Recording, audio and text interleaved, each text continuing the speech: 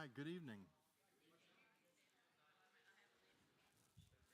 Let me do a little bit of scheduling so that you'll know as we're moving into the holiday season, our schedule is impacted by those things, and so let me let you know about the next few weeks. Tonight we will finish the series of leadership lessons from Samuel. This series will come to a close tonight, and then next Wednesday night, I have agreed to step in and teach a lesson in one of our Evergreen Institute classes. And so Philip Jackson will be teaching here next Wednesday night on the 19th. So that'll be well worth your time and effort to be here. Then the next week on the 26th, we don't meet. That's Thanksgiving Eve, and we traditionally don't have activities on the Wednesday night before Thanksgiving. So Philip Jackson next week, no activities on the 26th. Then on the 3rd, Roger Brumley will be here and teach on that Wednesday night. And then on the 10th, 4 weeks from tonight, I will be back here and I will do the budget explanation for the 2026 proposed budget. It'll be time to vote on the budget as a congregation that following Sunday. So December the 10th in here, I'll go through the budget and explain that and paint the vision of what we're doing. And so that's, even if you're not a numbers person, it's really a pretty fascinating evening, because inevitably people leave from that night saying, I had no idea everything God was doing at Evergreen. So it's a great snapshot of what we have going on as a church. Then after December the 10th, we don't have Wednesday night activities on the 17th. Well, we don't have any more Wednesday activities in the month of December. But of course, we do have Wednesday night and Christmas Eve. We'll have Christmas Eve services at 4 o'clock and at 5:30 on Christmas Eve. 2 services that will be identical, so that you can choose to be at either one. So nothing on the 17th. Christmas Eve services on the 24th. Nothing on the 31st, and then we'll start back in a spring semester on January the 7th.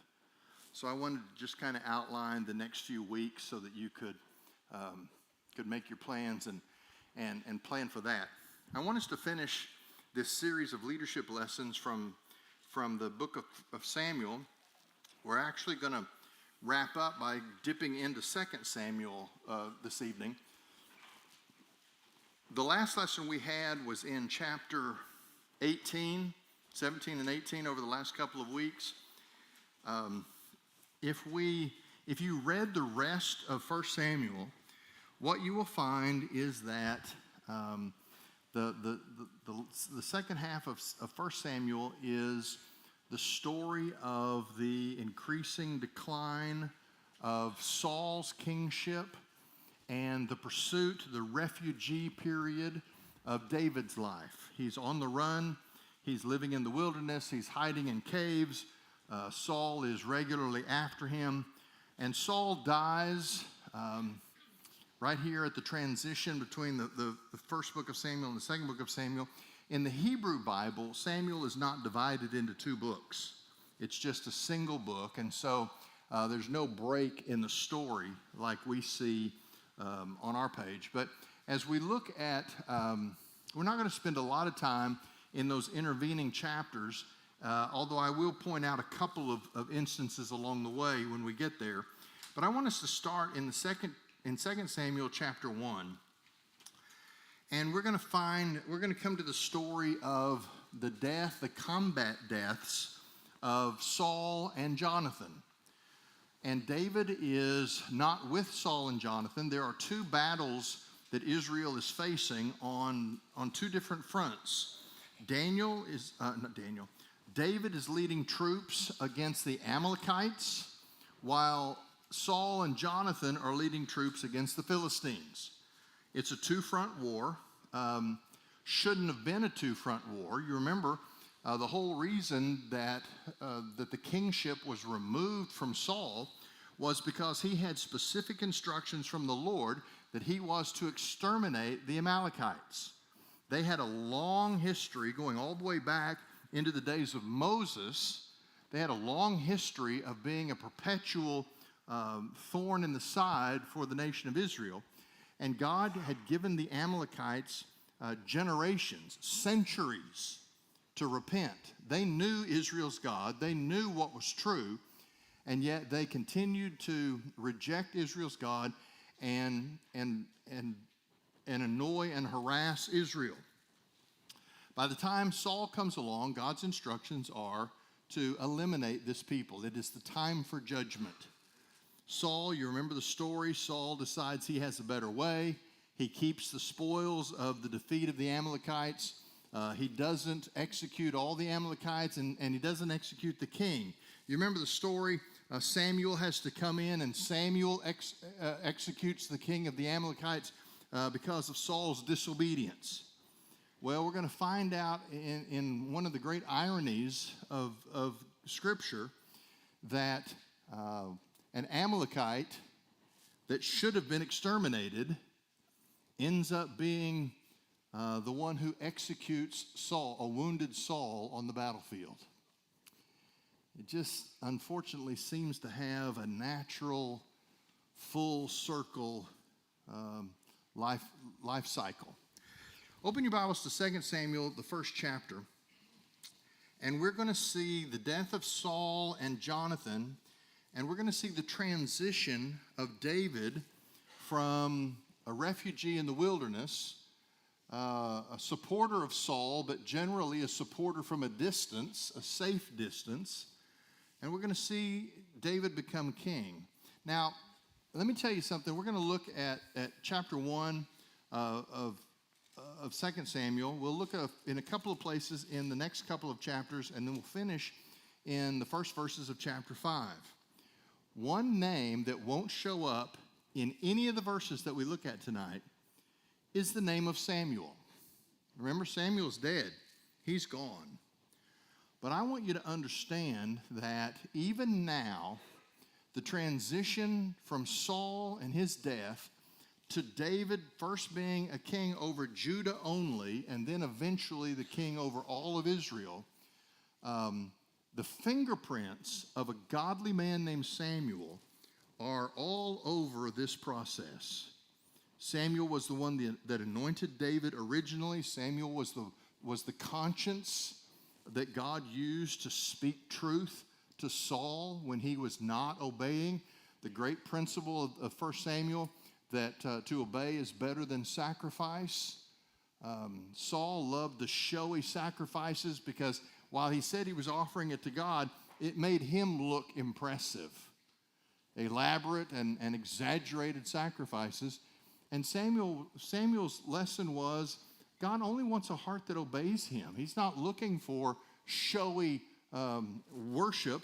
He's looking for a heart humbled before his throne. Samuel is not in these chapters at all in his actual person, but the spirit of Samuel, the legacy of Samuel, is all the way through these chapters. And as David becomes the king that we know he can be, there is the mark of Samuel on his kingship. 2 Samuel chapter 1. The first thing I want to talk about is what I've called righteousness over advantage. We know that Saul is going to die. We know that David is going to get the news. Our expectation would be that David's response is, finally, the guy that's been after me all this time is gone. Now I can be king. But we're going to find out something about David's character right up front, because he was more concerned about righteous behavior than he was about political advantage. Verse 1.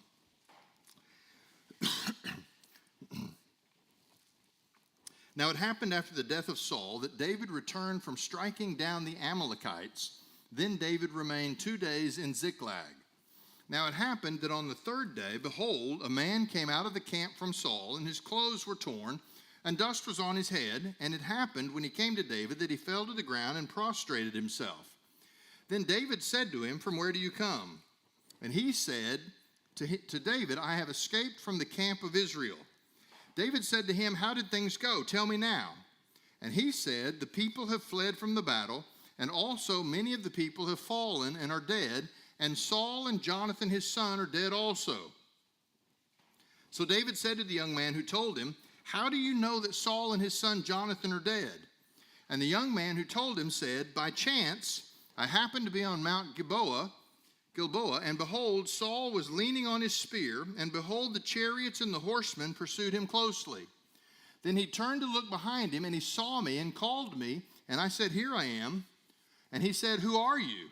And I answered him, 'I am an Amalekite.' Then he said to me, 'Please stand beside me and put me to death, for agony has seized me because my life still lingers in me.' So I stood beside him and put him to death, because I knew that he could not live after he had fallen. And I took the crown which was on his head and the bracelet which was on his arm, and I have brought them here to my Lord." Then David took hold of his clothes and tore them, and so also did all the men who were with him. And they lamented and wept and fasted until evening for Saul and his son Jonathan, and for the people of Yahweh and the house of Israel, because they had fallen by the sword. Now we'll finish the rest of that section, but let's just look at this part first. If we could go back and read the chapters that lead up to this, what we would find is that David had been fighting the Amalekites while Saul was in another part of the country fighting the Philistines. In fact, let's turn back a page. Look at chapter 30 of 1 Samuel, verse 1. Then it happened when David and his men came to Ziklag on the third day that the Amalekites had made a raid on the Negev and on Ziklag, and had struck Ziklag and burned it with fire. And they took captive the women and all who were in it, both small and great. They did not put anyone to death, and they carried them off and went their way. Then David and his men came to the city, and behold, it was burned with fire, and their wives and their sons and their daughters had been taken captive. So David and the people who were with him lifted their voices and wept until there was no strength in them to weep. Now, if we read the end of 1 Samuel, what we find is that David and his men have come to Ziklag, which was a fairly remote part of Israel. You can look on the maps in the back of your Bible. Saul is fighting the Philistines, and David is really in the opposite part of the country, and he's living in Ziklag. He's living a great distance from Saul for obvious reasons. David comes back from being away with his men to find that there's been an Amalekite raid on Ziklag, and the city where he and his men were living had been burned to the ground. All their wives and children had been taken captives by the Amalekites and carried off. Now, in the closing chapters of 1 Samuel, David and his men, after they have their initial period of grief, they gather themselves and they set out to go to war with the Amalekites. By the time we get to 2 Samuel, David and his men have been successful, and they have saved all of the prisoners of war and returned them. And we start 2 Samuel with David and his men coming back to Ziklag. Now, certainly there's bittersweet emotions here, because they've saved their wives and their children, but now they've returned to the city that has been burned to the ground, and so they're faced with the challenge of not only protecting their families, but of recovering from the destruction of their city. During this time, David's probably already issued instructions about what needs to happen. The city needs to be rebuilt. They've got to provide shelter for the women and children. And in 2 Samuel chapter 1, David is there in Ziklag when a messenger arrives, and he attempts to honor. He's been there, this is the third day. So he's been back in Ziklag for 2 days when a messenger shows up, and he can tell that this messenger has bad news. He's dressed in a way that marks grief, that marks his clothes were torn, dust was on his head. These are the signs of grief. And it says in verse 2 that when he came to David, he fell to the ground and prostrated himself. Now, this is an attempt for, David doesn't know who this guy is. You can't tell necessarily a Philistine from an Amalekite from an Israelite just by glancing at somebody walking by. David doesn't know who this is. He knows that this is probably going to be bad news, but he probably assumes that the bad news has to do with defeat in battle. Sure enough, he says, "Where do you come from?" And the man says, "I have escaped from the camp of Israel." Now that's an interesting confession, because here he comes straight to David. He bows down, probably in his mind, attempting to show honor for the leader of what remained of an Israelite army, bowing before him as a sign of respect. As we see the story unfold, he probably is expecting that his actions will produce great reward from David. Even the Amalekites would have known that Saul was after David, that Saul wanted to kill David, and so to be the one who brought the news that Saul was now dead, I think his expectation was David's going to be thrilled. I mean, you know, we have the saying, don't shoot the messenger, but the opposite is, if you like the news, you heap rewards on the messenger. That was his expectation. And so he comes to David with appropriate deference and respect, bows down, and says, "I've escaped from the camp of Israel." Now, to say I've escaped can mean several things. Is this an Israelite soldier who escaped from the camp under the heat of battle? Is this somebody who was being held in the Israelite camp who escaped as the battle unfolded? We still don't know how this story is going to play out yet. And David said, "How did things go?" What he does know is whoever this guy is, he seems to be presenting himself as an eyewitness to events from just the last few days. How did things go? Tell me now.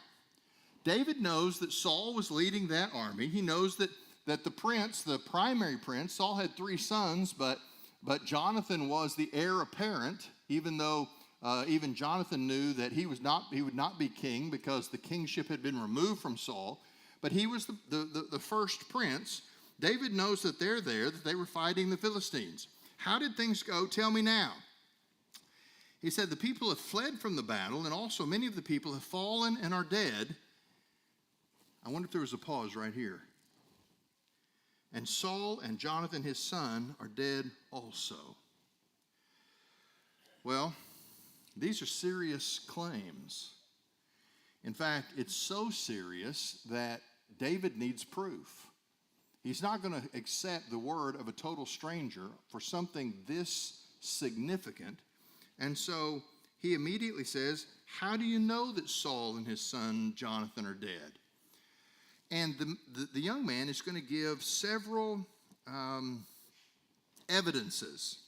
He's going to offer the evidence that he himself sighted the king as the battle was passing on, as the chase for those who were running away was unfolding. There was a personal sighting of the king. He's going to tell David about a conversation that he had with the king. And then he's going to produce tokens that he lifted from the king's body that only the king would have had as proof of his story. Now here's what he says. By chance, this is an Amalekite. There is no acknowledgement of the providence of God. There is no acknowledgement of the sovereignty of Israel's God. He was from a culture that lived by fate. And that's exactly what he means here. The fates put me in a position. By chance, I happened to be on Mount Gilboa, and behold, Saul was leaning on his spear. And behold, the chariots and the horsemen pursued him closely. That's the sighting of the king that he mentions. But then he says, Saul turned to look behind him, and he saw me and called to me, and I said, "Here I am." And he said to me, "Who are you?" And I answered him, "I am an Amalekite." Now, this is the first time that David hears his identification that he's an Amalekite. Remember, David just got back from defeating the Amalekites. The Amalekites who just burned down his city, who just captured wives and children of David and his men. To say, I saw Saul, and he said, who are you? And I said, I'm an Amalekite. I bet David flinched. He had to be looking at the burned out ruins of Ziklag, thinking to himself, if Saul had done what God made him king to do, I'd have never had to go to war with the Amalekites. They'd have never burned Ziklag. They'd have never stolen our families. There are ongoing consequences to disobedience, and it affects more than just the person who disobeys. But he's telling the story. David has a poker face at this point. He tells Saul, I'm an Amalekite. Then he said to me, please stand beside me and put me to death, for agony has seized me because my life still lingers in me. So I stood beside him and put him to death because I knew that he could not live after he had fallen. Now, the first evidence was I saw the king. I saw that he was wounded. The chase was on for the retreating Israelite army. I was close enough that when he saw me, he engaged me in conversation, and he asked me to kill him. Why? Because in the ancient world, the single worst thing that could have happened to Saul would have been for him to be captured by the enemy. He would have been paraded through the streets of some Philistine city. He would have been tortured. He would have been mocked and abused, and eventually he would have died. But to die in battle, there's an honor to that. There's a nobility to die in battle. But to be captured and taken alive by these pagans, it was more than he could bear. And he says, kill me. That's the conversation. Now, the third evidence are the tokens. Look at what he says. I knew that he could not live after he had fallen. In other words, Saul knew, and this Amalekite knew by looking at him, that Saul's wounds were fatal. He hadn't died yet, but he was going to. But Saul was afraid he wouldn't die fast enough. So I took the crown which was on his head. I stood beside him and put him to death because I knew that he could not live after he had fallen. And I took the crown which was on his head and the bracelet which was on his arm, and I have brought them here to my Lord. That's when he apparently produces the crown and jewelry that would have been recognized by David as belonging specifically to Saul. So we have a sighting, we have a conversation, but we also have the material evidence of kingly accoutrements that this Amalekite, whether he had been a prisoner or however he came about, there's no way he comes up with these tokens unless his story is true. Now, before we go further with this, I want to, if you've read the last part of First Samuel, I want to go back and look at the story of how Saul died. Let me see here. Chapter 31 of 1 Samuel. Let's see where to start. We're talking. The chapter begins with this battle between Israel and the Philistines. It says, the men of Israel fled from before the Philistines and fell slain on Mount Gilboa. And the Philistines closely pursued Saul and his sons, and the Philistines struck down Jonathan and Abinadab and Malchishua, the sons of Saul, the three boys. And the battle became heavy against Saul, and the archers hit him, and he was badly wounded by the archers. Then Saul said to his armor-bearer, draw your sword and pierce me through with it, lest these uncircumcised come and pierce me through and abuse me. See, that's his great fear, that he'll be taken alive, and they will torture him and mock him. But his armor-bearer was not willing, for he was greatly afraid. So Saul took his sword and fell on it. Then his armor-bearer saw that Saul was dead, so he also fell on his sword and died with him. Now, in chapter 31 of 1 Samuel, it appears that Saul killed himself. We get to the first chapter of 2 Samuel, And we find that that his armor bearer, his right-hand man, has killed himself, thinking that out of loyalty to the king who has apparently died, Saul tried to commit suicide, but apparently was so weak by the injuries that he had incurred in the battle that he looked dead as he fell on his sword. He was believed to be dead by his sword bearer, his armor bearer. But we get to chapter 1 of 2 Samuel, and it appears that Saul was so wounded that he was unable to actually finish off his own life.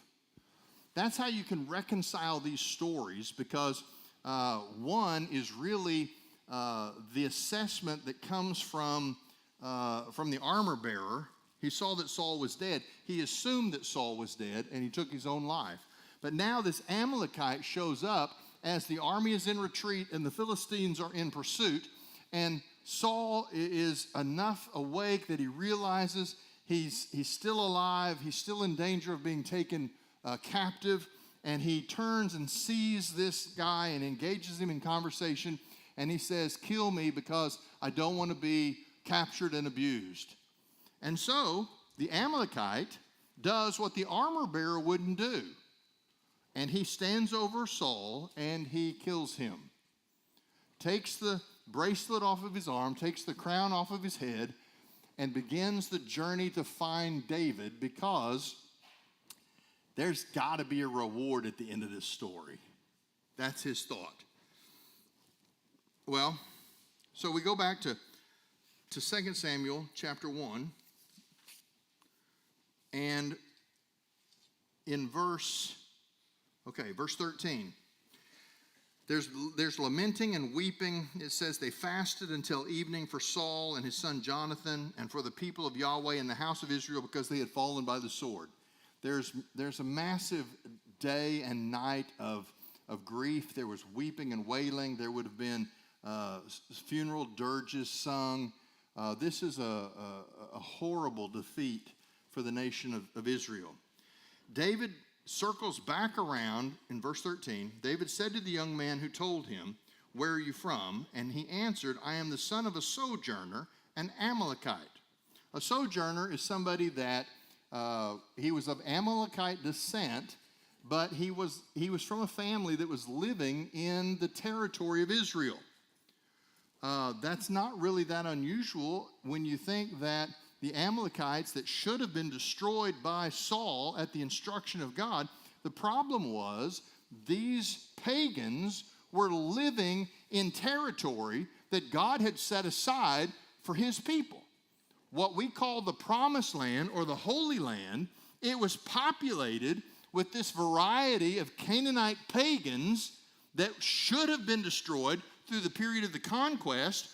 Joshua didn't finish the job. The judges didn't finish the job. Now there's finally a king. The king has literally one job, and that is military conquest of the enemies of Israel, particularly the enemies of Israel that are living within Israelite borders. This man says, "I'm a son of a sojourner." That is an Amalekite family that lives in Israel. Then David said to him, "How is it you are not afraid to send forth your hand to destroy the anointed of Yahweh?" And David called one of the young men and said, "Approach and fall upon him." So he struck him and he died. And David said to him, "Your blood is on your head, for your mouth has answered against you, saying, I have put the anointed of Yahweh to death." This story did not turn out the way the Amalekite thought it would. David is going to be thrilled.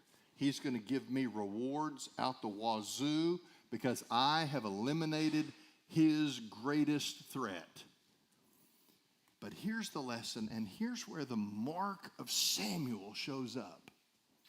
For all those chapters that David is a refugee, he's living in caves, he's hiding in the desert, he's begging for food in out-of-the-way places among people who have farms in far away from any urban center. I mean, he's living a miserable life. I invited you to look up the Psalms written during the refugee stage of David's life, And what you find is David, this wasn't easy. I mean, he never knows from one day to the next if he's going to survive. And yet, the mark of Samuel that he shares with David is David has this unshakable confidence in the sovereignty and the providence of God. You see, Daniel, I don't know why I keep saying that.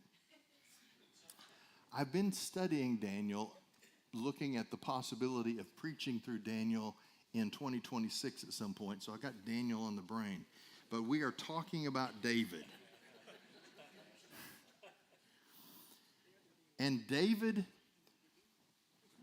has such a confidence in the sovereignty of God that even when he knows he's the anointed, even when he knows that Saul is going to be removed, David refuses to be the instrument by which Saul is displaced from the throne. It's not his job. That belongs to God. The king is still the king as long as the sovereign God sees fit to allow him to be the king. Look at these with me, if you will. Let me see here. Let's go back to chapter 22 of 1 Samuel. Chapter 22, yeah.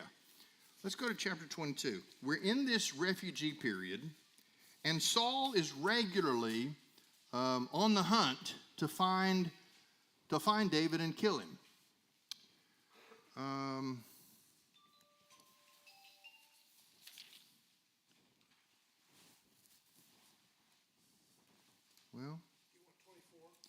Well, I'm going to go to 24, but there's two of these events. In 22. Oh, okay, maybe it's 24 and 26. Okay, let's look at 24. I should have marked these. In 24, look at verse 1. Now, when Saul returned from pursuing the Philistines, he was told, saying, "Behold, David is in the wilderness of En-Gedi." Then Saul took 3,000 chosen men from all Israel and went to seek David and his men in front of the rocks of the wild goats. And he came to the sheepfolds on the way, where there was a cave, and Saul went in to relieve himself. The Bible is brutally honest. Now David and his men were sitting in the inner recesses of the cave. Saul has 3,000 men, and he is on the hunt for David. He stops seemingly randomly to make a pit stop inside of a cave. He goes to relieve himself, not realizing that David and his men are hiding in the shadows of that very cave. Then the men of David said to him, "Behold, this is the day of which Yahweh said to you, Behold, I am about to give your enemy into your hand, and you shall do to him as it seems good in your eyes." Then David arose and cut off the edge of Saul's robe secretly, and it happened afterward that David's heart struck him because he had cut off the edge of Saul's robe. So he said to his men, "Far be it from me, because of Yahweh, that I should do this thing to my Lord, the anointed of Yahweh, to send forth my hand against him, since he is the anointed of Yahweh." His men said, "This is the chance. Man, we can solve this problem. You can kill Saul where he stands. There's nothing more undignified than being assassinated while you're using the bathroom." But they were like, this is the moment. And David sneaks up and cuts off a piece of the robe to show how close he was. But then even that gave him a guilty conscience.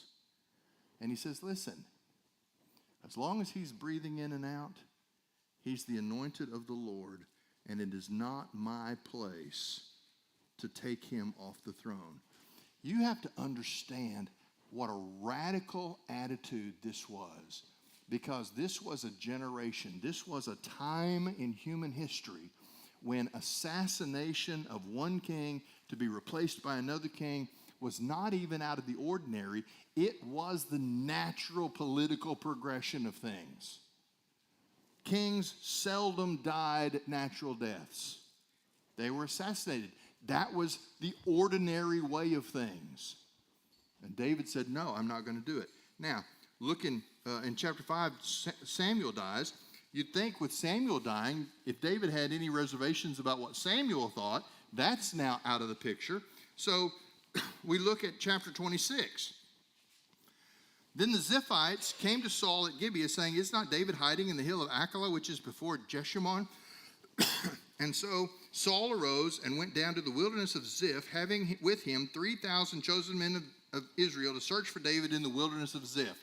David was such a powerful man that Saul keeps chasing him with 3,000 men.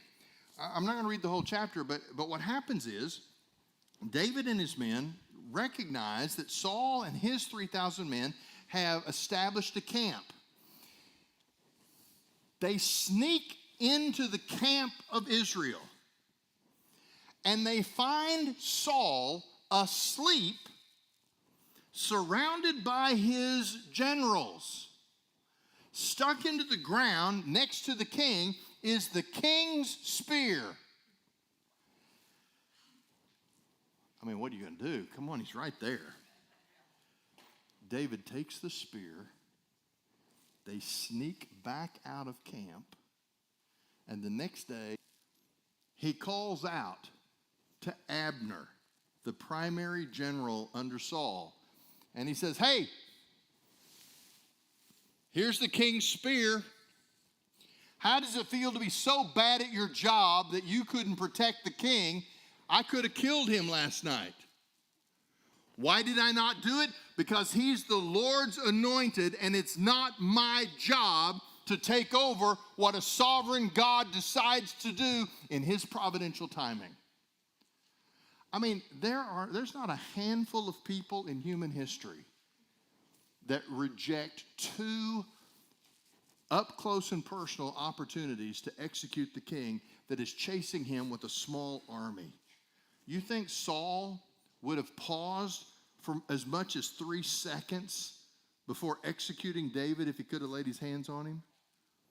And yet David is there in both of those times, and refuses to take what he views as a prerogative that belongs only to a providential God. He was a man who chose righteousness over political advantage. There's some real lessons here for us. A lot of times people tell me that, well, I know this is God's will because it's an open door. Listen, do not decide the will of God by circumstances. I mean, first of all, God is not the only one who knows how to open doors. David had at least 2 open doors, 2 times that he could have executed the king. And frankly, Israel, remember, they wanted a king so that we'll be like all the other people.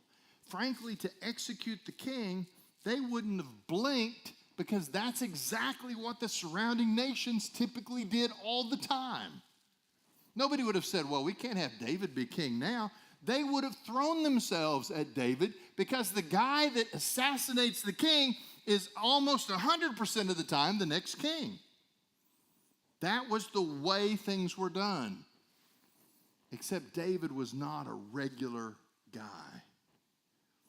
He was a leader in the mold of Samuel, who understood that God is God and I am not. And so he trusted God even when he himself was in the most difficult of circumstances. Well, he finds out, he circles back around to this Amalekite, and rather than patting him on the back and showering him with rewards, he has him executed. Why?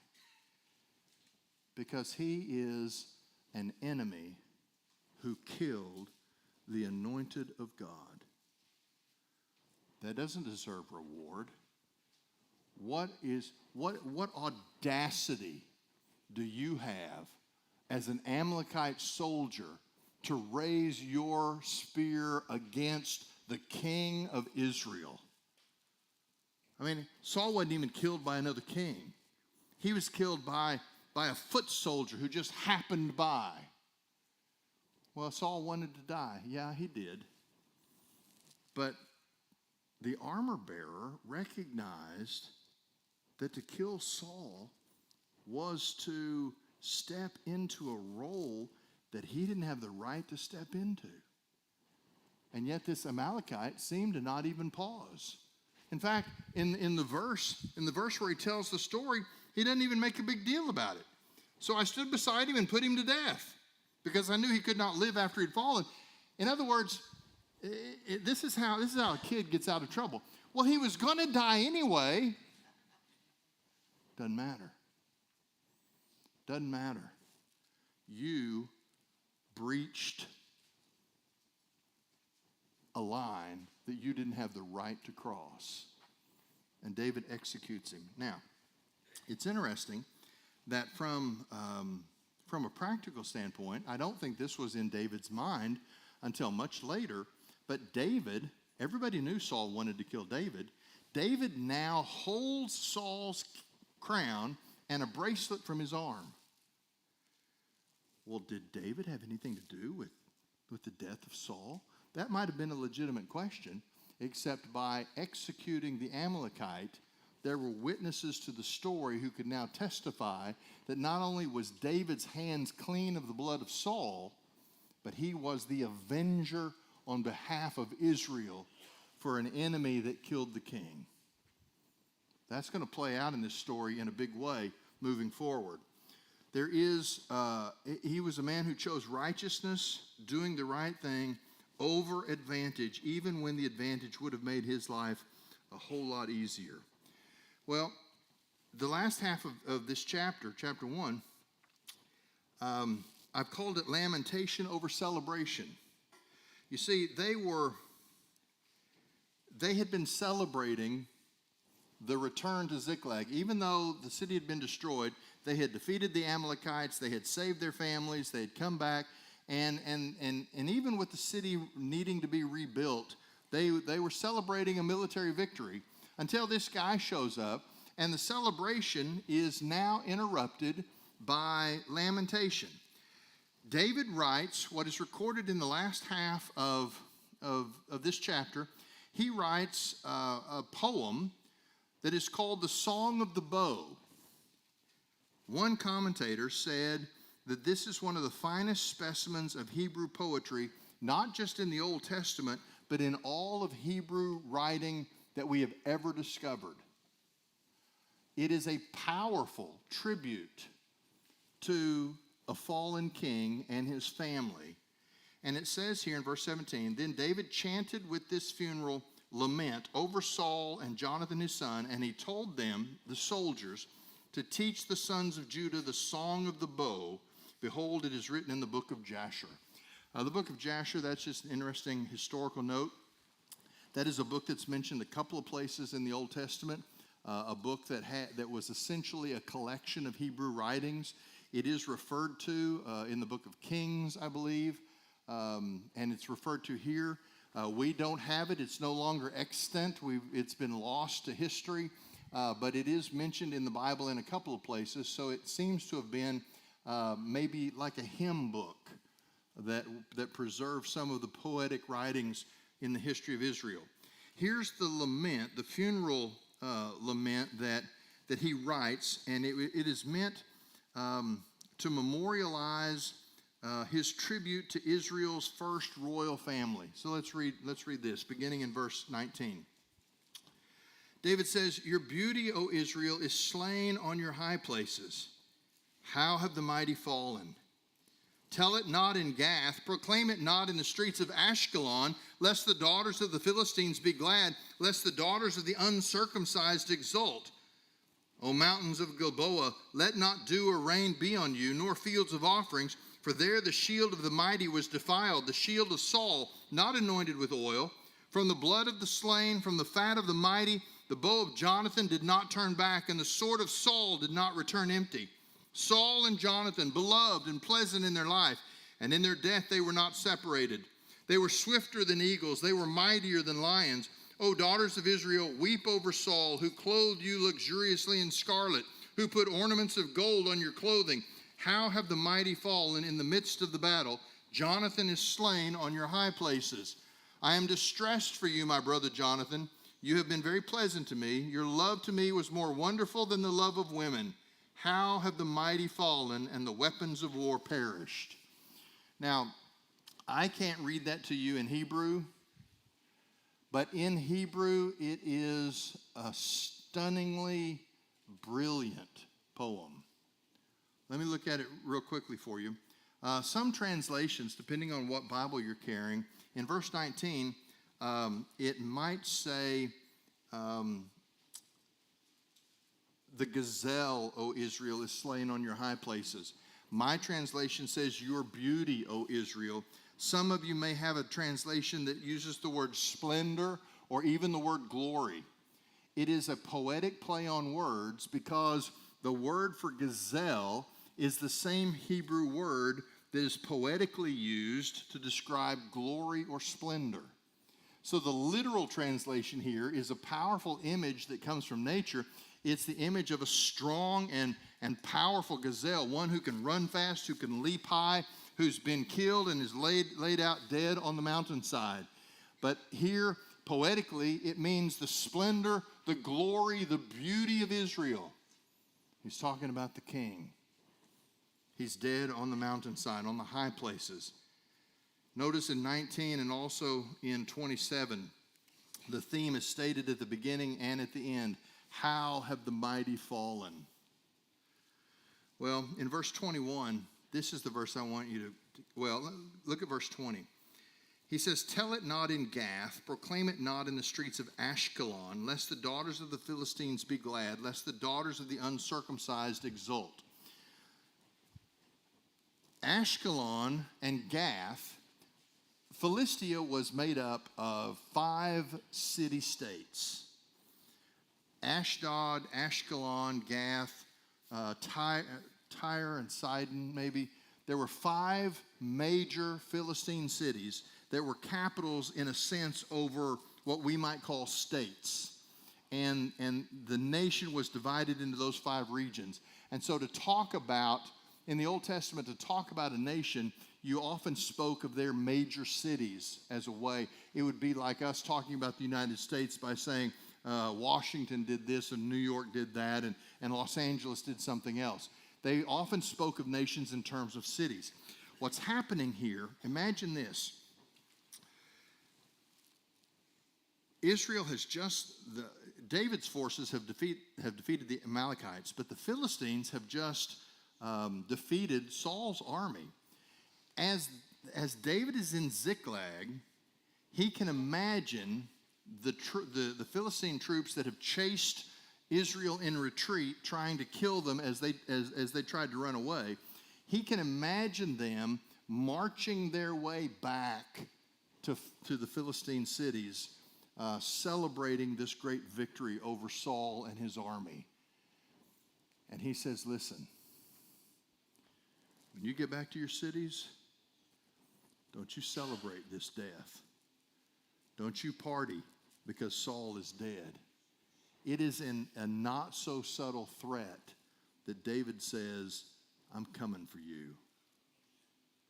Listen, this is a powerful nod in the direction of the enemies of Israel.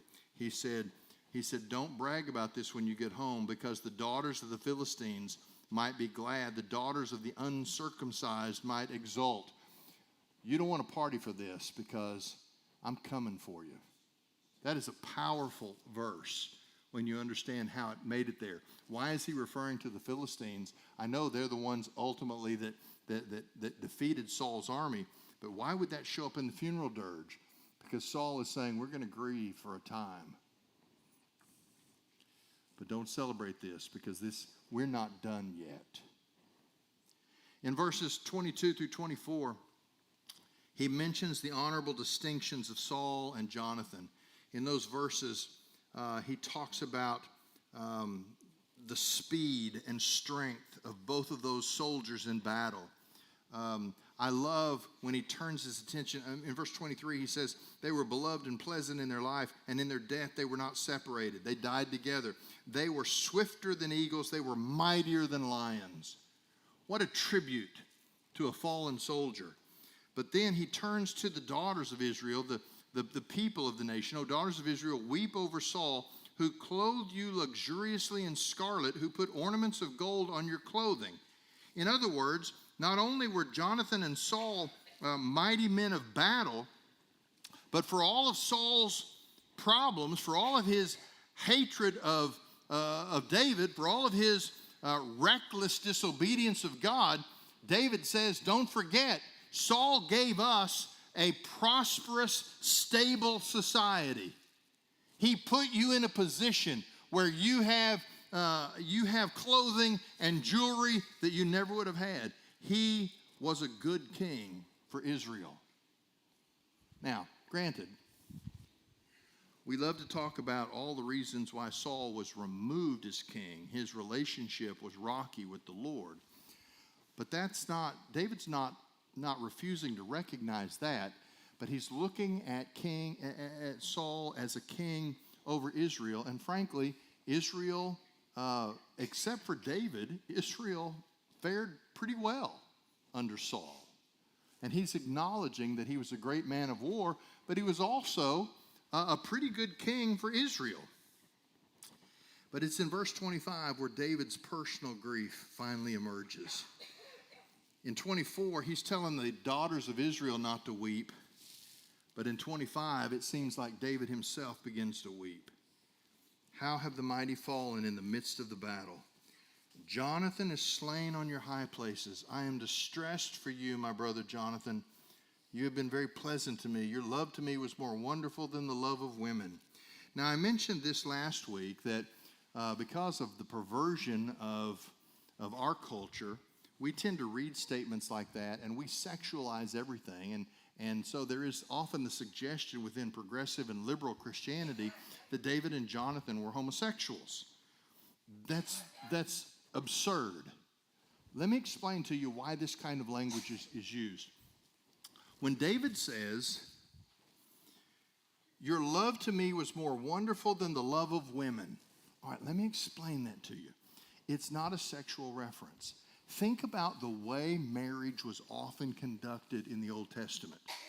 Marriages were generally arranged. This family had a daughter, this family had a son. The parents came together and they made matches and they put together marriages.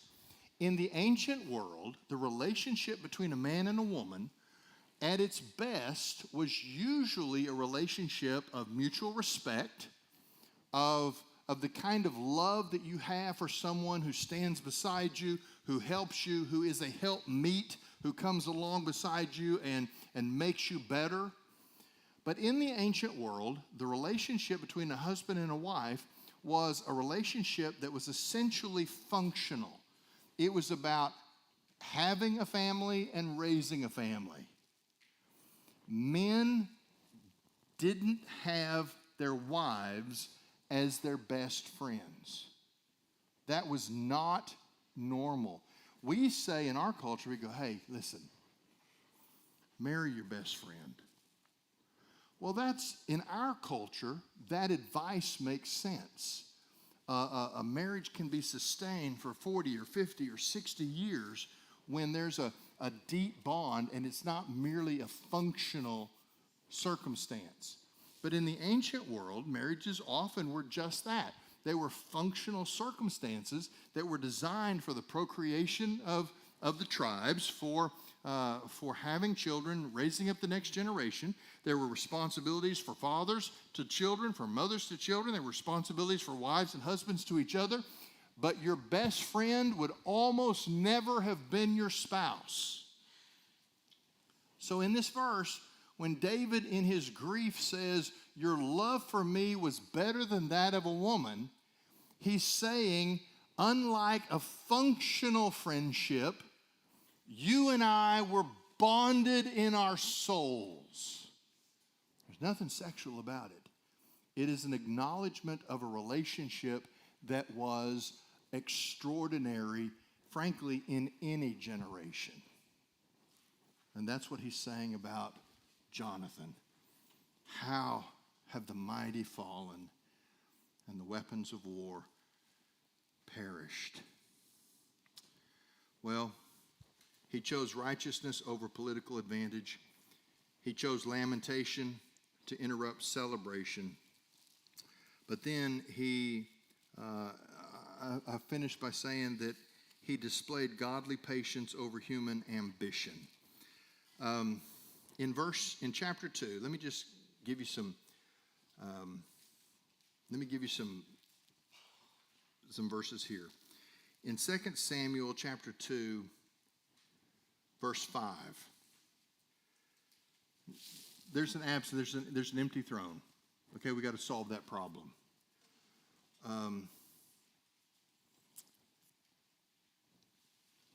David comes to the people of Judah, and it was said that the men of Jabesh Gilead buried Saul. Verse 5, David sent messengers to the men of Jabesh Gilead and said to them, "May you be blessed of Yahweh, because you have shown this loving kindness with your Lord, with Saul, and have buried him." In other words, in the same way the Amalekite incurred judgment, this group of people incur blessing because of the respect with which they showed for the burial of Saul. As we go on, David is anointed king, but just king over the tribe of Judah. Now, it makes sense that David should have been recognized as king, but there was opposition to his claim to kingship all over Israel after Saul died.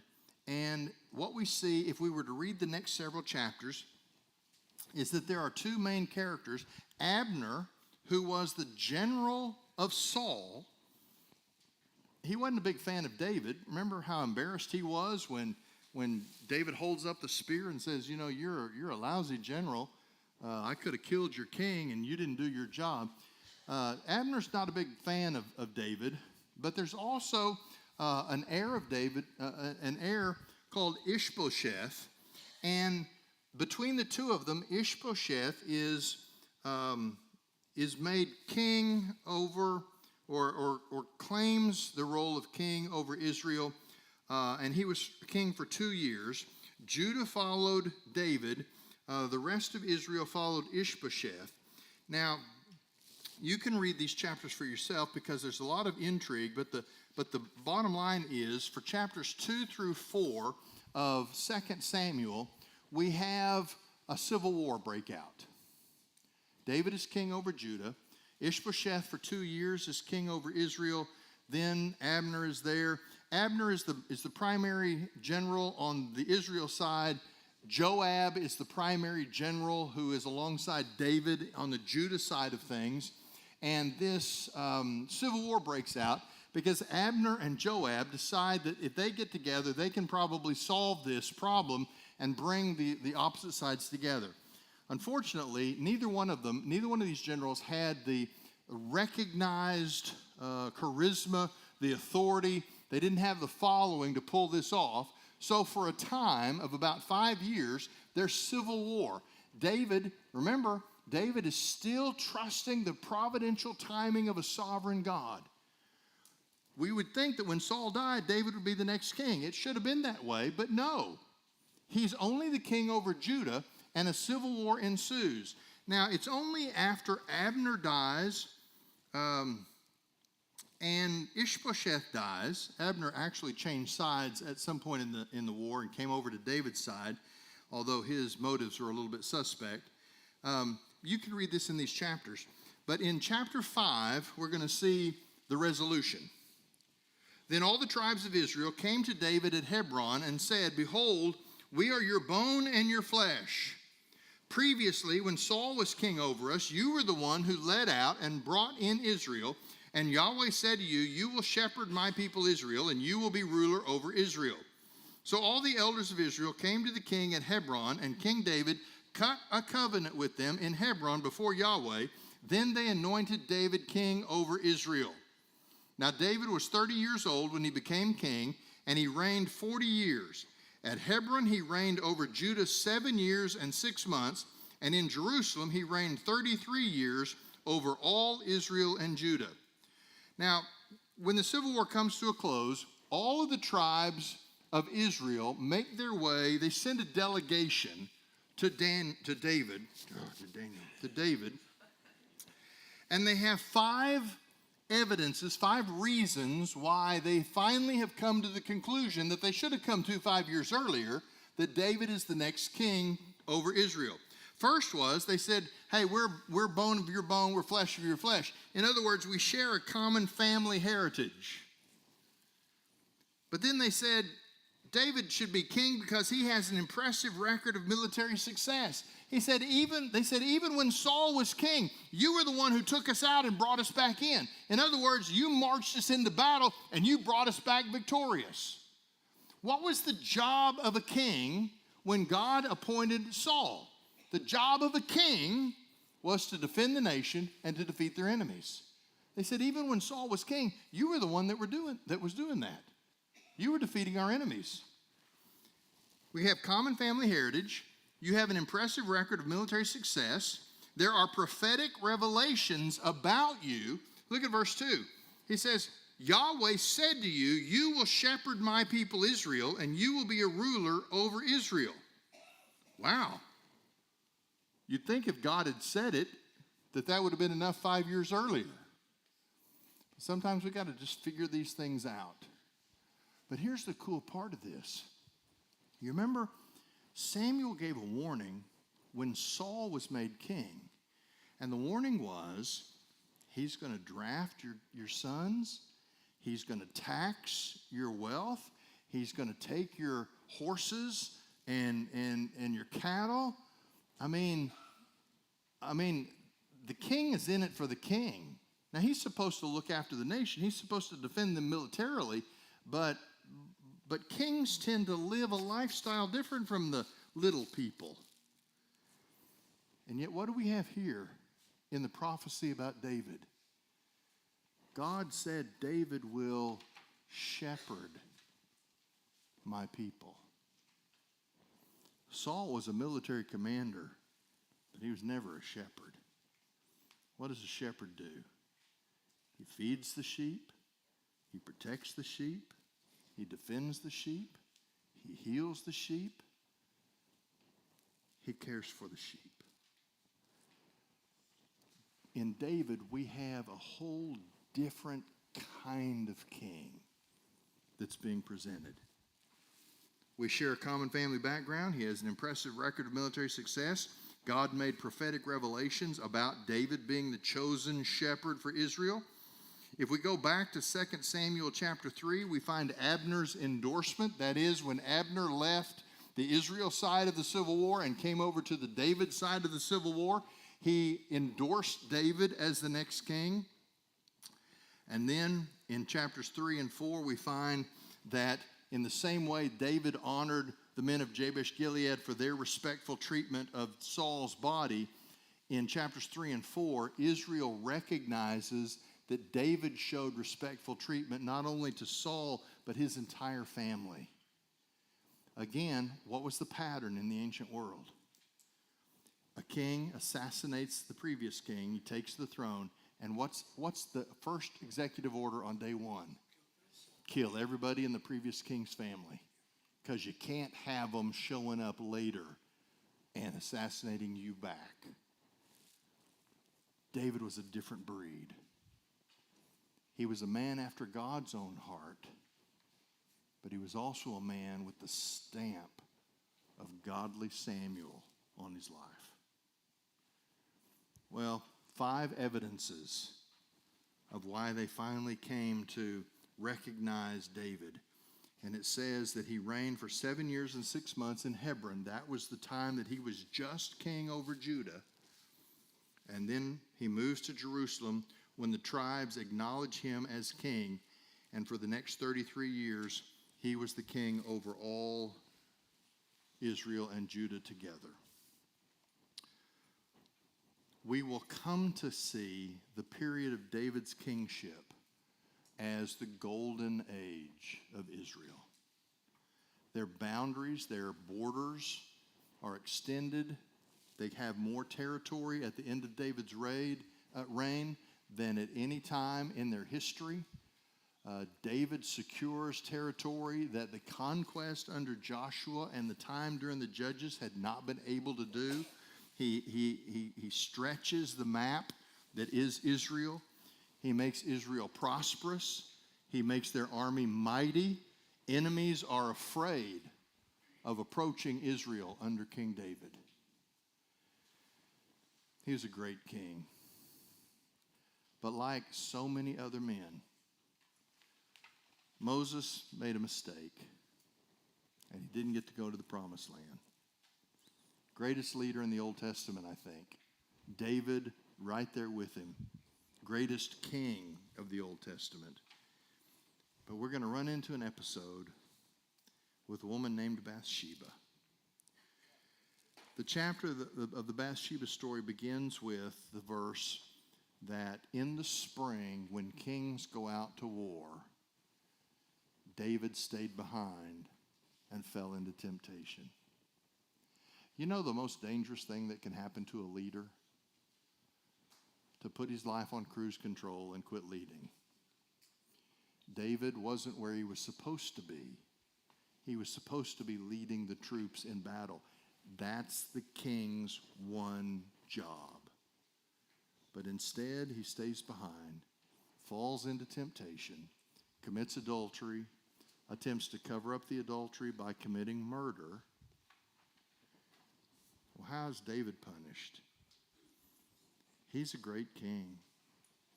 But David collected all the materials for the temple. But we call it Solomon's temple because David collected all the building materials and brought them together. But God said, you can't have the honor of building a house for God. The story here is one sin doesn't destroy an entire career of a godly man. But one sin can damage the legacy of that godly man forever. Samuel's not in these chapters, I've already mentioned that. But it's the leadership of Samuel that corrects Saul and essentially produces David. Samuel is still very much in the story. If we could go through the entire book of 2 Samuel, we would see the rest of the story of David, and it's a great story. Maybe one of these days we'll do that next. But I don't want to lose sight of the fact that the leader here that we are holding up to emulate in our own lives is a man who walked with God, who was faithful in the face of temptation, who spoke truth to power, and lived a life. Even though I think he's not recognized as much as other leaders in the Bible, I think if you say Moses and Joshua and Elijah and David, I think in any conversation of the great leaders of the Bible, Abraham, Joseph, you have to include Samuel, a godly man who changed the history of Israel because he believed in the providence of the sovereign God. And his legacy was a king who lived his life with an unshakable belief in the providence of a sovereign God. Father, thank you for the stories that you recorded for us about Samuel and about David. I pray that as we have looked at these over recent weeks, that you have stirred in us a desire to be godly men and women, to live our lives in such a way that you are honored by the decisions that we make, by the lives that we live. Let us be a people who are not swayed by circumstances, but who trust in your word, who rest in your sovereignty, and who walk in your providential care, refusing to step beyond the boundaries of what you have allowed us to do, as we trust in you to unfold our days ahead. Father, let that be the case for us as individuals and as a church family. We pray in Jesus' name. Amen.